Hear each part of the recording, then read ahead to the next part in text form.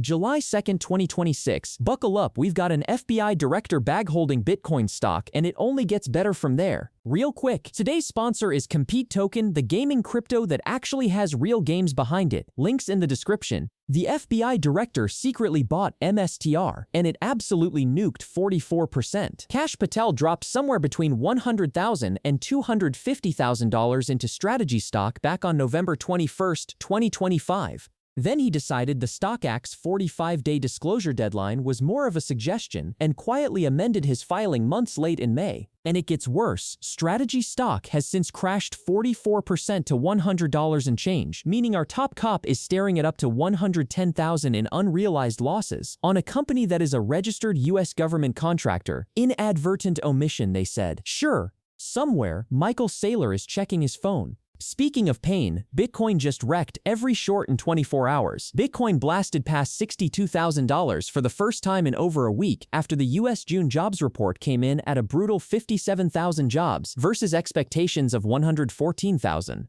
Rate cut hopes came roaring back and the shorts got liquefied. Crypto liquidations hit $600 million in a single day, with $400 million of that from shorts alone. Ethereum, Solana, and Ripple all ripped. Nothing like a weak labor market to remind everyone why they bought Bitcoin in the first place. Tether just froze 131 ISIS wallets in a single day. The US Treasury sanctioned 134 ISIS-K crypto addresses, 131 on Tron and 3 on Monero, that moved over $1.4 million since 2023. And here's the part legacy finance still can't wrap their head around. Tether froze all 131 Tron balances the same day. Try doing that with a suitcase of cash. This is the crypto is only for criminals narrative dying in real time, on-chain, with receipts. A top 15 Bitcoin mining pool just rage quit. Japanese giant SBI Crypto is shutting down its Bitcoin mining pool on July 31st after 5 years, wiping out around 2.24% of the total Bitcoin network hash rate. They're redirecting miners over to Brains, Luxor, and Neopool and pivoting hard into stablecoins and exchanges. SBI Holdings also just agreed to buy Japanese exchange Bitbank for $289 million.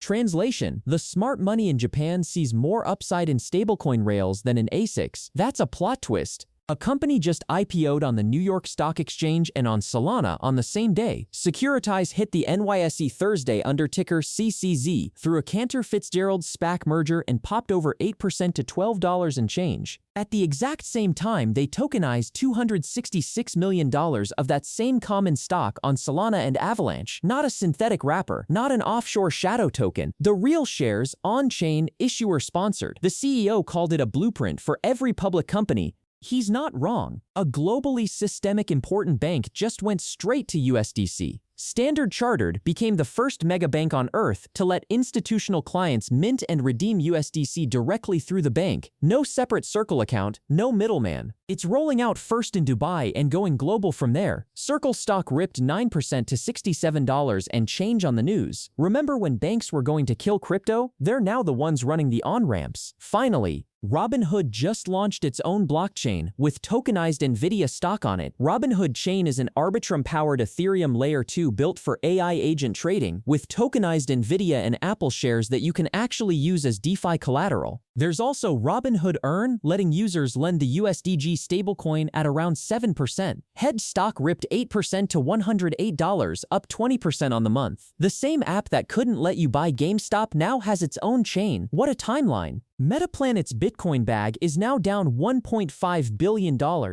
The Japanese Bitcoin treasury added just 2,823 coins in the second quarter, way down from over 17,000 last quarter, at an average price of about $78,600 per coin. Their 43,000 coin stack is worth $2.5 billion, but they paid $4.07 billion for it. That's a $1.5 billion unrealized loss. Their target of 100,000 Bitcoin by year-end is starting to look like a stretch.